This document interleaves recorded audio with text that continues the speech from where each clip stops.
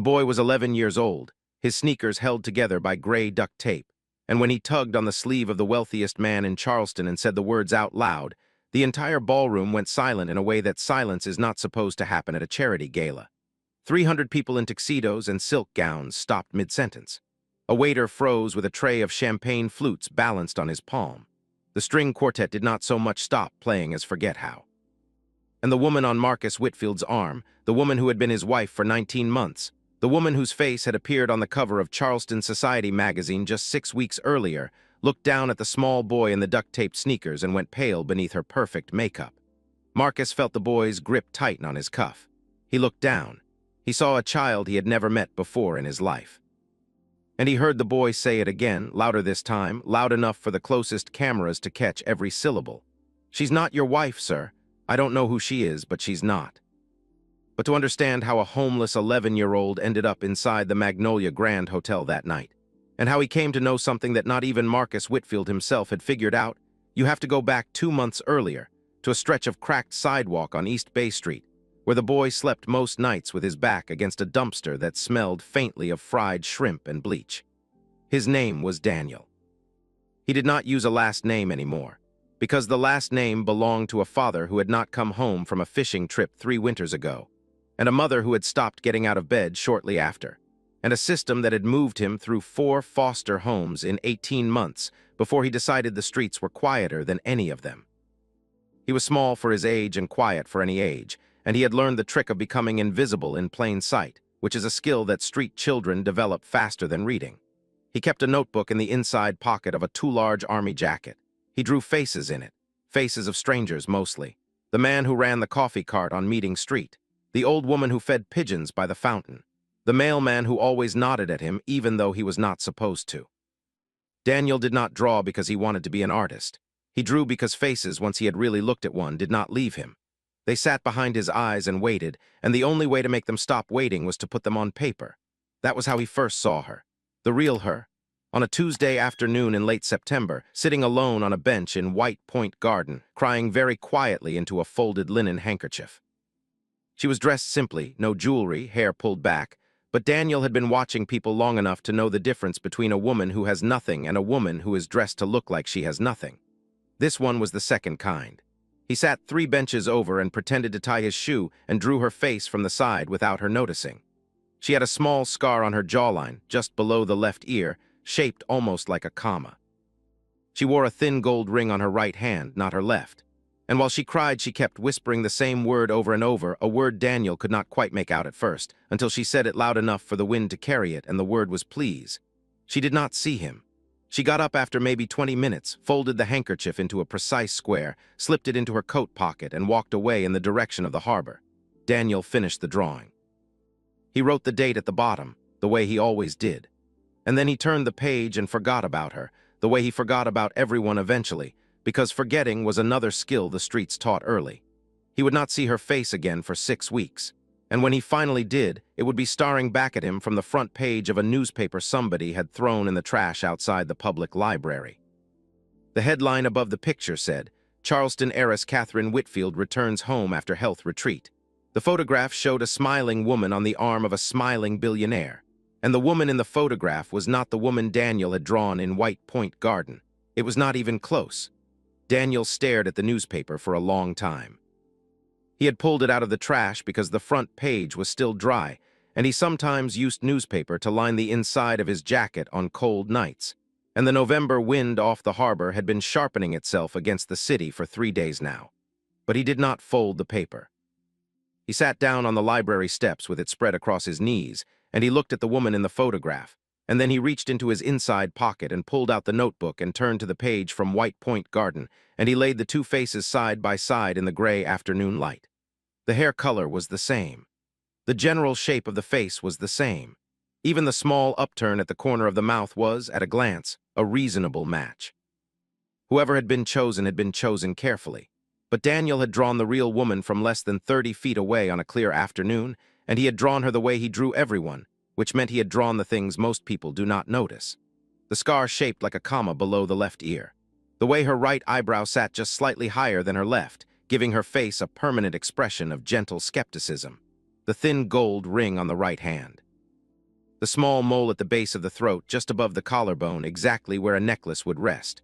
The woman in the newspaper photograph had none of these things. Her jawline was smooth and unmarked. Her eyebrows were perfectly even. She wore an enormous diamond on her left hand and nothing on her right, and the skin above her collarbone was clear as porcelain.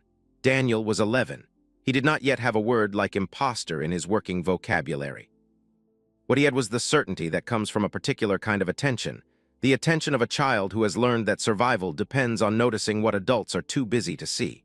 He understood, sitting on the cold stone steps of the Charleston County Public Library, that the woman walking around on the arm of Marcus Whitfield was a different person than the woman he had drawn weeping in the park. And he understood in the next breath that he had no idea what to do about it. He folded the newspaper carefully. He put it inside his jacket along with the notebook. He went looking for Miss Ruthie. Miss Ruthie ran a soup kitchen out of the basement of a Baptist church on Calhoun Street, and she was the closest thing Daniel had to a grandmother, which is to say she fed him 3 times a week and pretended not to notice when he stole an extra dinner roll for later. She was somewhere north of 70 and somewhere south of unkillable. She had buried 2 husbands and 1 son, and she ran her kitchen the way a ship's captain runs a galley, with no patience for foolishness and a great deal of patience for the small private griefs of the people who came through her door. Daniel waited until the dinner rush had thinned out.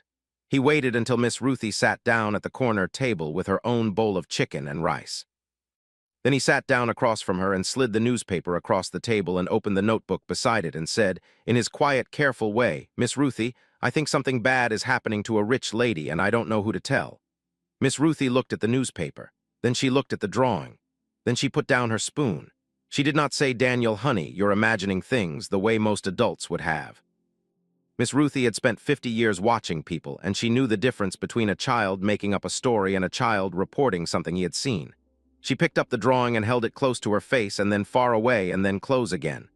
She traced the comma-shaped scar with the tip of her finger. She looked at the newspaper photograph for a long time. Then she said very softly, "Baby, where did you see this woman?" Daniel told her. "The bench, the handkerchief." The whispered word, the date written at the bottom of the drawing in his careful round handwriting, September 23rd. Miss Ruthie set the drawing down. She folded her hands on the table in front of her. And then she said something that Daniel would remember for the rest of his life, because it was the first time in 3 years that any adult had taken something he said and treated it as though it might be true. She said, "Daniel." Catherine Whitfield went into a private clinic in Switzerland on September 15th.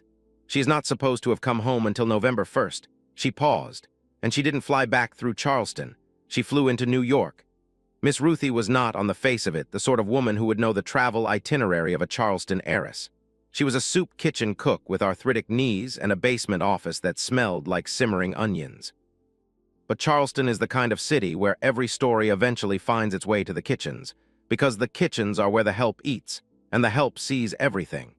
Miss Ruthie's niece worked as a housekeeper at the Whitfield estate on Trad Street. Miss Ruthie's niece had been the one to pack Catherine Whitfield's suitcases for Switzerland in early September. And Miss Ruthie's niece had mentioned, over a plate of cornbread 2 Sundays ago, that something at the big house was off.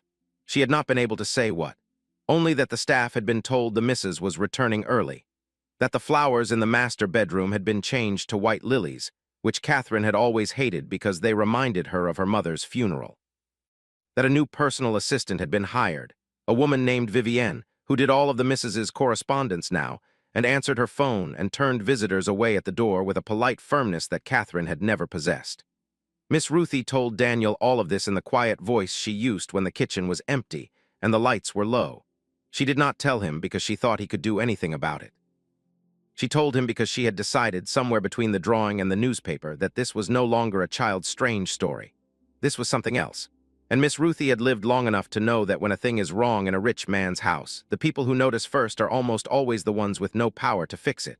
"What do we do, Miss Ruthie?" Daniel asked. She looked at him for a long moment. "We don't do anything tonight, baby. You eat your supper. You sleep somewhere warm. The reading room at the library stays open till 9. You hear me?" He nodded. "And tomorrow," she said, "we find out who that woman in your drawing is. Because if Catherine Whitfield is not in that big house on Trad Street, then she is somewhere else. And somewhere else is a place we need to find." Daniel slept that night on the floor of the church basement, under a folded blanket Miss Ruthie kept for emergencies, with the notebook tucked under his head like a pillow. He dreamed of the woman on the bench. In the dream, she was still crying, but now she was crying inside a small white room with no windows and a door that did not have a handle on the inside.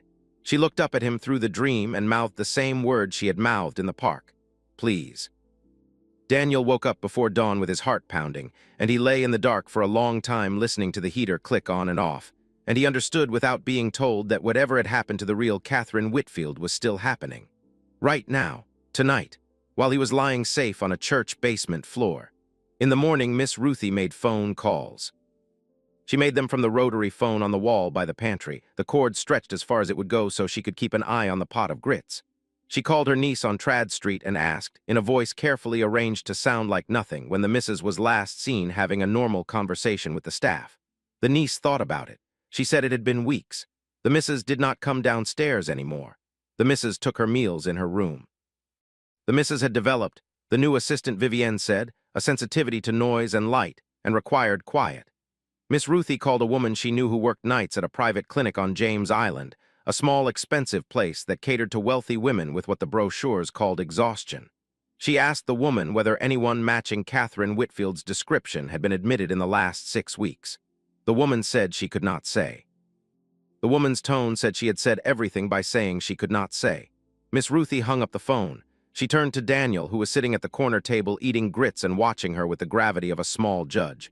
Baby, she said, I think Catherine Whitfield is alive, and I think somebody has put her somewhere she cannot leave. She paused. She wiped her hands on her apron. She looked at the drawing on the table. And I think your Mr. Whitfield doesn't know it. Marcus Whitfield was 46 years old and worth, on a conservative estimate, somewhere north of $2 billion. He had inherited shipping. He had built logistics. He had married, at the age of 44, a quiet woman named Catherine Ashford, whose family had been in Charleston since the city had a name. And the marriage had surprised everyone who knew him, because Marcus Whitfield had spent the previous 2 decades being the kind of man who did not seem capable of loving anything that could not be loaded onto a container ship. But he had loved Catherine. The people who worked for him agreed on this without discussion.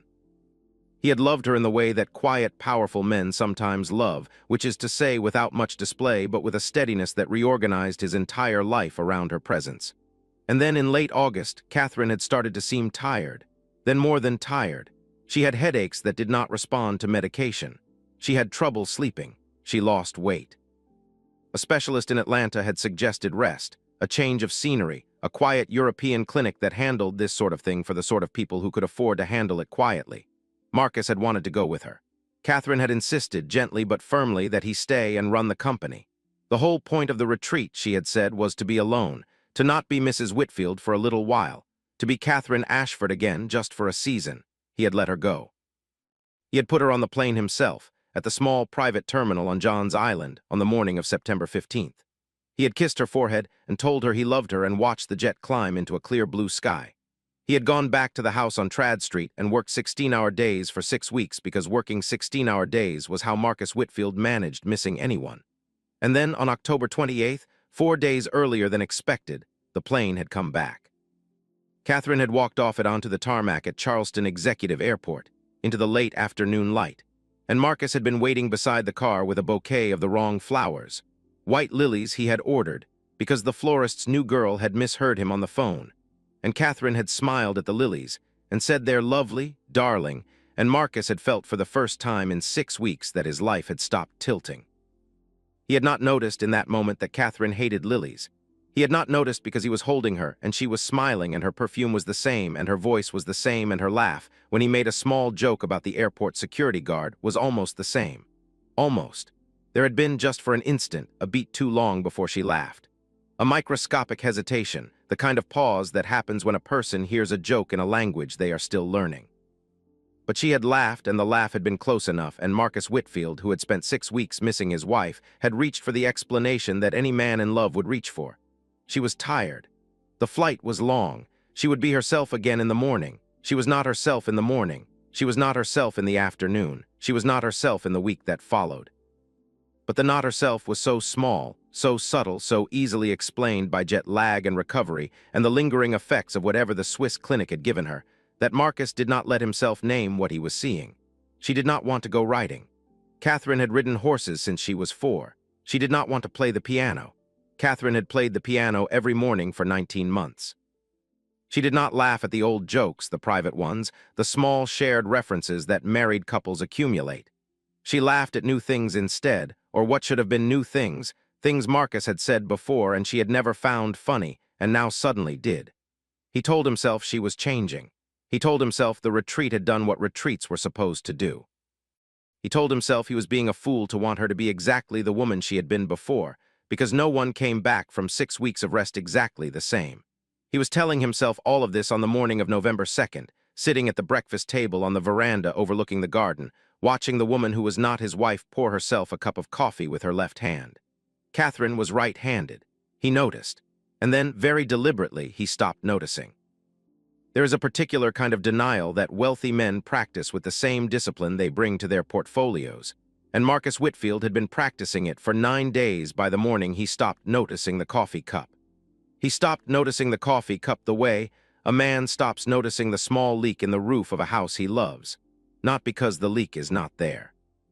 Because the alternative, the act of climbing up and looking, is more frightening than the slow, steady ruin of the ceiling below. The annual Whitfield Foundation Gala was scheduled for the evening of November 6th at the Magnolia Grand Hotel.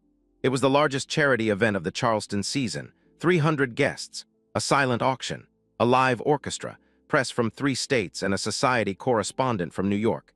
Catherine had chaired the gala for 2 years running. Catherine had picked the menu in July before she got sick. Catherine had been the one to insist, the previous spring, that the proceeds go entirely to the Lowcountry Children's Shelter, a foundation that served, among others, the homeless and foster-displaced children of Greater Charleston.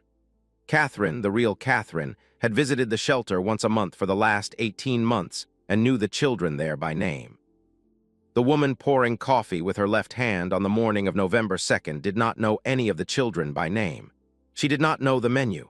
She did not know that the orchestra had been booked specifically because the first violinist had played at Catherine's grandmother's funeral. She knew none of these things. But she had a binder, a thick black binder that Vivienne, the new assistant, carried everywhere, and the binder contained everything the woman needed to know in order to be Catherine Whitfield in public for one evening. Names, faces, anecdotes, phrases, small private jokes Marcus had shared with his wife and had been recorded somewhere by someone who had been listening. Daniel and Miss Ruthie did not know about the binder. They did not know about Vivienne's full role. They did not know who had arranged this, or why, or how deep the arrangement went. What they knew on the morning of November 2nd was that the gala was 4 days away, and that the woman in the newspaper was going to stand on a stage in front of 300 people and 3 television cameras and pretend to be a woman Daniel had drawn weeping on a park bench 6 weeks earlier. Miss Ruthie made a decision. She made it the way she made most decisions, which was without telling anyone she was making it. She told Daniel that he was going to stay at the church for the next few days. She told him that he was going to eat 3 meals a day and take a hot shower every night and sleep on the cot in the back room and not, under any circumstances, go anywhere alone. She told him to keep the notebook on him at all times. And then she went upstairs to the church office and made a phone call to a man named Wendell Pierce, who was not the actor, but who was an attorney who had once tried a case against the Whitfield Shipping Company in 1994 and lost, and who had spent the intervening 30 years quietly hatting Marcus Whitfield's father with the patient hatred of a man who has never forgotten the exact words of a deposition. Wendell Pierce was 81 years old. He still kept an office on Broad Street. He answered his own phone. Miss Ruthie had known him since they were both children in the same neighborhood, before that neighborhood had become the kind of neighborhood that produced attorneys, and she trusted him in the specific way that you trust a man who has, all his life, been on the side of the people the city pretends not to see. She told him the story. She told him about Daniel, about the drawing, about the date, about the niece on Trad Street, about the white lilies and the new assistant and the coffee cup, because by now her niece had reported the coffee cup too, the missus pouring her own coffee at breakfast and reaching for it with the wrong hand. Wendell Pierce listened. He did not interrupt. When Miss Ruthie was done, he was quiet for almost a full minute. And then he said in the careful gravel of his old courtroom voice, "Ruthie, if what you are telling me is true, then somewhere in this city there is a woman being held against her will and a fortune being prepared to change hands and a man who is about to lose everything without knowing he has lost it." He paused, and we have 4 days. Wendell Pierce did not believe in miracles, but he believed in paperwork. and he believed in the way that paperwork, properly read, can sometimes do the work of a miracle.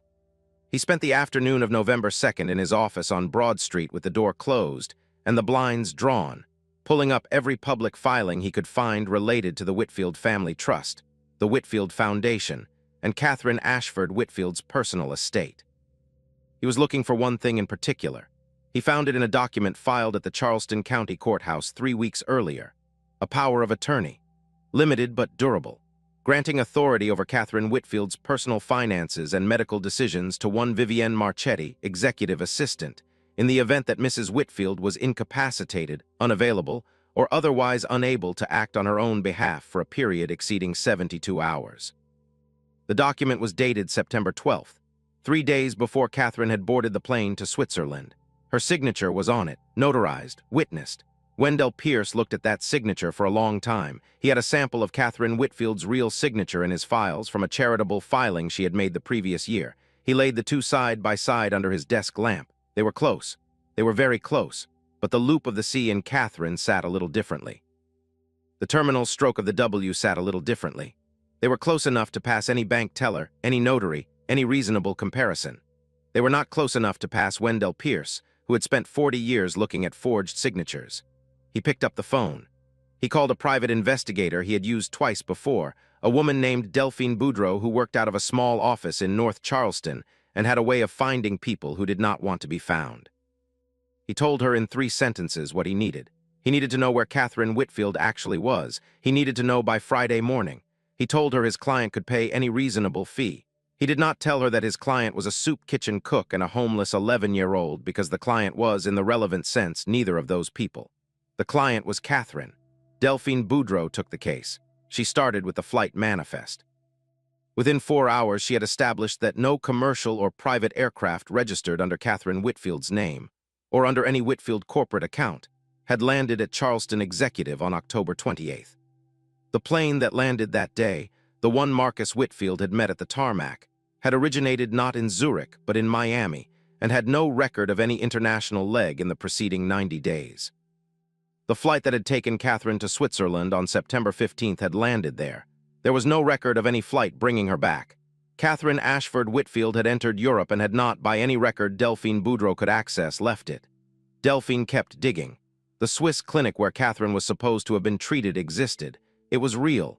It was discreet. It was expensive. It also had no patient by the name of Catherine Whitfield or Catherine Ashford registered at any point in September, October, or November. The reservation that had been made in July under Marcus Whitfield's credit card had been canceled on September 14th. The cancellation had been made by phone. The phone number traced back to a prepaid mobile purchased in Charleston 2 weeks earlier. The mobile had been activated once and then never used again. By the evening of November 3rd, Delphine Boudreau had assembled enough of the picture to call Wendell Pierce back. She told him, in the flat, unhurried voice she used when she was reporting something she did not like, that Catherine Whitfield had never reached Switzerland. The plane had taken her to a private airstrip outside Lyon, France, where a car had met her. The car was registered to a corporate shell traced eventually to a holding company in Luxembourg. The holding company had 3 directors. One of them was Vivienne Marchetti. She's in France, Delphine said, or she was 6 weeks ago. I'm working on where she is now, but Wendell, there's something else. What? Vivienne Marchetti is not her real name. Her real name is Vivienne Whitfield. She is Marcus Whitfield's half-sister, same father, different mother. She was written out of the inheritance 41 years ago when she was 7 years old. And as far as I can tell, she has spent her entire adult life waiting for the right moment to take it back. Wendell Pierce set down the phone and closed his eyes. The picture was complete now, and the picture was very, very bad. Wendell Pierce did not sleep on the night of November 3rd. He sat in his office until past 3 in the morning with a yellow legal pad and a black pen and worked out, step by step, what was about to happen and how little time was left to stop it. Vivienne had not arranged this for nothing. The power of attorney was the doorway, but the doorway by itself was not the prize. The prize was the gala, because the gala was where the announcement was going to come. Wendell understood this with the cold clarity of a man who has watched 100 families destroy themselves over money. At the gala, in front of 300 witnesses and 3 television cameras and the entire Charleston society apparatus, the woman pretending to be Catherine was going to announce something. Wendell did not yet know what. A new initiative, a foundation restructuring, a transfer of trustee authority. Something dressed in the language of philanthropy that would, when the paperwork was unpacked weeks later, turn out to have moved a significant portion of Catherine Whitfield's personal estate into a vehicle controlled by Vivienne. And because the announcement would have been made publicly, by Catherine herself in front of cameras, the legal challenge afterward would take years. By the time anyone unwound it, the money would have moved 3 times, and the real Catherine would be, in the most literal sense, gone. Either declared dead in absentia after a tragic accident abroad, or quietly returned to Charleston as a woman with a damaged mind who could not remember what she had signed. And Marcus Whitfield would be left holding the wreckage of a marriage to a woman who had never existed. Wendell looked at the calendar on his desk. The gala was in 72 hours. He could go to the police. He thought about this for a long time. The police would require evidence. The evidence he had was a child's drawing, a soup kitchen cook's testimony, and a private investigator's report assembled from sources that would not survive a deposition. The Whitfield name in Charleston was not a name the police moved against on the strength of a drawing. By the time a detective took it seriously, the gala would be over. The announcement would be made. The money would be moving. He could go to Marcus directly. He thought about this longer. Marcus Whitfield had not spoken to Wendell Pierce in 30 years, and the last time they had spoken, Marcus had been a 22-year-old law student sitting in the gallery watching Wendell get destroyed by his father's defense team. Wendell did not know what kind of man Marcus had become. He knew the public version. He did not know whether the public version would listen to an 81-year-old attorney with a grudge and a homeless boy's notebook, or whether he would have them both removed from the property before the second sentence. He could go to the press. He dismissed this almost immediately. The press would want confirmation. The press would call the Whitfield estate. The Whitfield estate would deny it. Vivienne would know within an hour that someone was looking, and within 2 hours Catherine would be moved, and within 3 hours the trail would be cold for good. There was, Wendell decided sometime around 4 in the morning, only one move that would work, and the move depended on a child. He called Miss Ruthie at 6. He told her in the careful voice of a man who is asking another person to risk something they love what he was thinking. Miss Ruthie listened. When he was done, she was quiet for a long time. Then she said, "Wendell, he is 11 years old, I know. He has not had a safe room of his own since he was 8, I know, and you want to put him in a ballroom in front of 300 people and ask him to tell the truth out loud to the richest man in this city. Ruthie, I want to give him the choice." Miss Ruthie was quiet again. Then she said, "Come to the church, talk to him yourself. If he says no, you walk away. You don't push him. You don't make him feel small. You don't use a child for your own old fight with that family. You hear me? I hear you." He drove to the church at 7. Daniel was awake, sitting at the corner table eating eggs Miss Ruthie had made him, the notebook open beside his plate. Wendell sat down across from him. He did not waste words. He explained, in language a child could understand, what he believed was happening to the woman in the drawing. He explained what he believed was going to happen on Friday night. And then he asked Daniel a question. "Son, do you want to help her?" Daniel set down his fork. "Yes, sir. There were 2 days. There was a plan, and the plan was simple, which was the only reason Wendell Pierce believed it had any chance of working. Complicated plans failed because complicated plans had too many moving parts that depended on too many adults behaving rationally under pressure. Simple plans, especially simple plans built around a child telling the truth in a public place, sometimes succeeded for the same reason that they were almost impossible to prevent. You cannot stop a child from speaking if the child is already in the room. Getting Daniel into the room was the problem. The Magnolia Grand Hotel had 300 guests on the list and 12 private security personnel on the floor, and a guest list controlled by Vivienne Marchetti herself. There was no version of the evening in which an 11-year-old in duct-taped sneakers walked through the front door. So Wendell did not try the front door. He tried the back. The Lowcountry Children's Shelter, the foundation receiving the gala's proceeds, had a long-standing tradition that Catherine Whitfield had personally established the previous spring. At the climax of the evening, just before the formal announcements, 6 children from the shelter would be brought onto the small stage at the front of the ballroom. Catherine would present them each with a framed photograph of themselves taken at the shelter, and she would say a few words about each child by name, and the photograph would be auctioned for the shelter's benefit. The children were the centerpiece of the evening. The children were also, Wendell realized when he read the program for the 4th time on Thursday morning, the one category of person whose presence in the ballroom would not be questioned by Vivienne, because Vivienne herself had presumably arranged for the children to be there. 6 children, vetted by the shelter. already on the approved list, already expected on the stage. Wendell called the shelter's director. Her name was Anita Coleman, and she had been running the shelter for 22 years, and she had known Catherine Whitfield personally, and she had not, as it happened, been entirely comfortable with the version of Catherine who had attended the last planning meeting in October. She had said nothing at the time. People did not say things to the Whitfield family. But when Wendell Pierce called her on Thursday morning and told her in 5 careful sentences what he believed was happening, Anita Coleman listened all the way through without interrupting, and at the end she said, "Mr. Pierce, tell me what you need me to do." What he needed her to do was add one more name to the list of children attending the gala. A boy, 11 years old, new to the shelter, quiet, well-behaved. The shelter's records would show he had been there for 9 months. The shelter's records would, in fact, show whatever Anita Coleman decided they showed, because Anita Coleman was the only person who saw them. Daniel would arrive with the other 5 children at 6 in the evening, in a clean shirt and clean pants, and a pair of dress shoes that Miss Ruthie had bought at a thrift store on King Street for $11. He would sit at the children's table near the stage. He would eat the dinner that was served to him. And at the moment the children were brought up to receive their photographs, he would walk up with them, and at the moment Catherine, the false Catherine, leaned down to hand him his frame, he would say the words out loud. That was the plan. There was a second part to the plan, and the second part was more delicate because the second part involved Marcus Whitfield. Wendell understood that the boy could speak the words, but the words by themselves would land like a child's mistake unless Marcus was prepared to hear them. A man in love does not abandon his belief in his wife because a homeless boy in dress shoes tugs on his sleeve. A man in love laughs nervously and apologizes to the room and has the boy escorted out. The words had to fall onto soil that had already been turned. Marcus had to have a reason before Daniel ever opened his mouth to look down at that small face and listen. So on Thursday afternoon, Wendell did something he had not done in 30 years. He drove to the Whitfield offices on East Bay Street. He gave his name at the reception desk. He said he had a personal matter that concerned Mr. Whitfield's wife. He waited in the lobby for 40 minutes. And then, to his quiet astonishment, the elevator opened and Marcus Whitfield himself stepped out and said, in a voice that Wendell had not expected, "Mr. Pierce, my father is dead. Whatever you came here to say to him, you can say to me."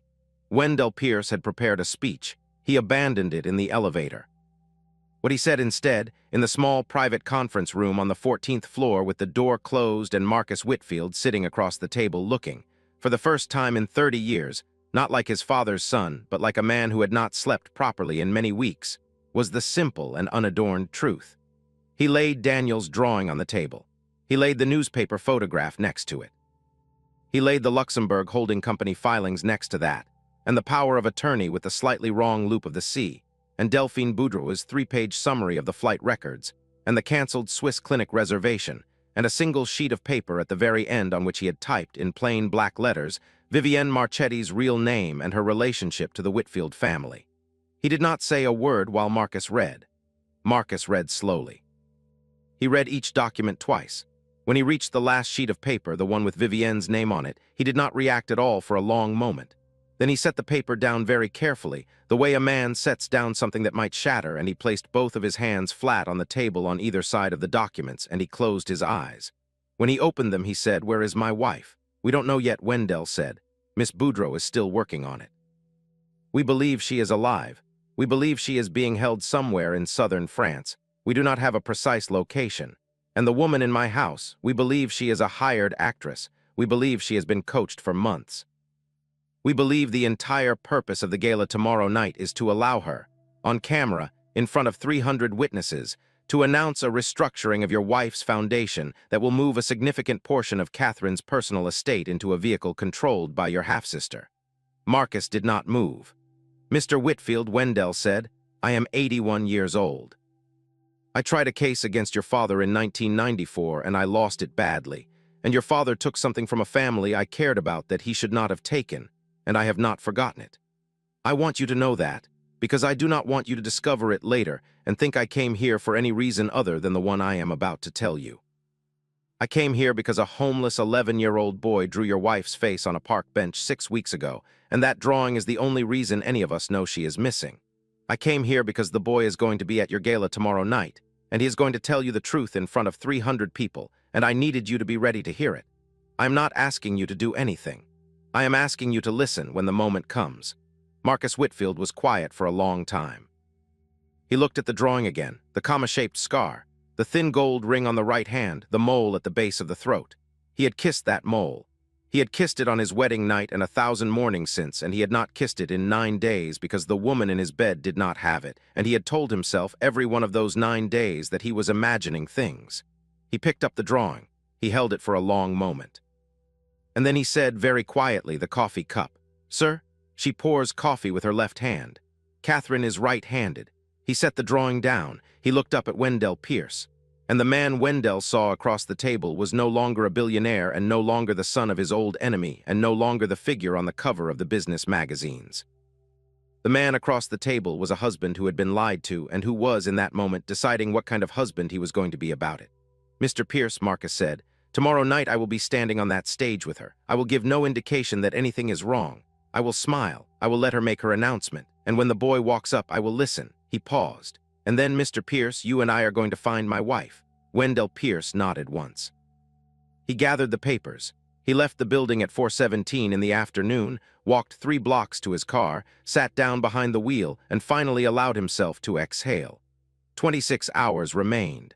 The Magnolia Grand Hotel on the evening of November 6th was lit from within like a lantern. The cars came up the long curve of the drive in a slow, ceremonial line, and the women stepped out of them in silk, and the men stepped out in black tie, and the photographers clicked, and the doormen bowed, and the orchestra inside the ballroom played something soft and old. At 6 o'clock, a small white van from the Lowcountry Children's Shelter pulled up to the service entrance at the back of the hotel. 6 children climbed out. 5 of them were laughing nervously and adjusting unfamiliar collars. The 6th was a quiet boy in a clean white shirt and black dress shoes from a King Street thrift store, with a notebook tucked into the inside pocket of a borrowed blazer, and his hand held tightly by Miss Ruthie, who had insisted on riding with him as far as the door. She knelt down in the service corridor before she let him go. She straightened his collar. She did not cry. She said, "Baby, you remember who you are." He nodded. She kissed the top of his head. And then Anita Coleman took his hand and walked him into the ballroom along with the other 5 children, and Miss Ruthie stood in the service corridor and watched the door close, and she said a small prayer for a boy who was about to do something braver than anyone in that room would ever know to thank him for. Marcus Whitfield stood on the stage at 9:12 in the evening with the woman who was not his wife on his arm. He smiled. He thanked the donors. He spoke briefly about Catherine's love for the shelter. He did not look at Wendell Pierce, who was standing near the back wall. He did not look at the children's table near the front. He kept his face arranged the way he had kept it arranged for 9 days, and only a man who knew him very well would have seen what it cost him. The false Catherine spoke next. She spoke for 4 minutes. She was good. She was very good. She had Catherine's cadence, Catherine's small, self-deprecating laugh, Catherine's habit of touching the pearl at her throat when she paused. She announced at the end of her remarks a new initiative, a restructuring of the foundation, a transition of certain trustee responsibilities effective immediately to a new executive director who had been selected for her vision and her commitment. She named Vivienne Marchetti. The room applauded politely. Vivienne, seated at table 1, inclined her head with practiced grace. And then the children came up. They came up in a line. Anita Coleman led them. The false Catherine smiled and bent down to the first child, a girl of 9, and handed her a framed photograph and said a sentence about her, and the room awed and the cameras clicked. She did the same for the second child, and the third, and the fourth, and the fifth. And then the 6th child stepped forward, and the woman who was not Catherine Whitfield reached for the photograph that had been prepared for him, and she looked at the small boy in front of her, and the boy looked up at her, and the boy did not take the photograph. The boy reached past her instead. He reached past her and he tugged, very gently, on the sleeve of the man standing beside her. The ballroom did not understand yet. The ballroom was still applauding. The boy looked up at Marcus Whitfield and he said it. "She's not your wife, sir. I don't know who she is, but she's not." And the silence that followed was the silence we began with. The waiter with the champagne, the string quartet that forgot how to play, 300 people who did not yet understand what they had just heard, but who understood with the animal certainty of a crowd that something had just happened that could not be unsaid. Marcus Whitfield looked down at the boy. He looked at the woman beside him. He looked back at the boy. And then he did the thing Wendell Pierce had asked him to do. He listened. He took the small piece of paper Daniel held up to him, the page from the notebook with the drawing of a woman weeping on a bench in White Point Garden on the afternoon of September 23rd. He looked at the comma-shaped scar. He looked at the mole above the collarbone. He looked at the thin gold ring on the right hand. He turned to the woman beside him, and in the quietest voice the ballroom had ever heard, he said, "Where is my wife?" She did not answer, but Vivienne Marchetti at table 1 stood up. Catherine Whitfield was found 11 days later in a private residence outside Aix-en-Provence. She was thin, she was tired, she was alive. She came home on the 18th of November, and Marcus met the plane on the tarmac at Charleston Executive with no flowers at all, because he had finally remembered that she had never wanted flowers, only him. Daniel did not go back to the street. Miss Ruthie did not allow it, and as it turned out, neither did Catherine. But that part of the story is for another night. If this story moved you, if you believed in the small boy with the notebook and the old attorney with the grudge and the woman who came home, then take a moment right now to like this video and subscribe to the channel, because stories like this one only reach the people who need them when you share them.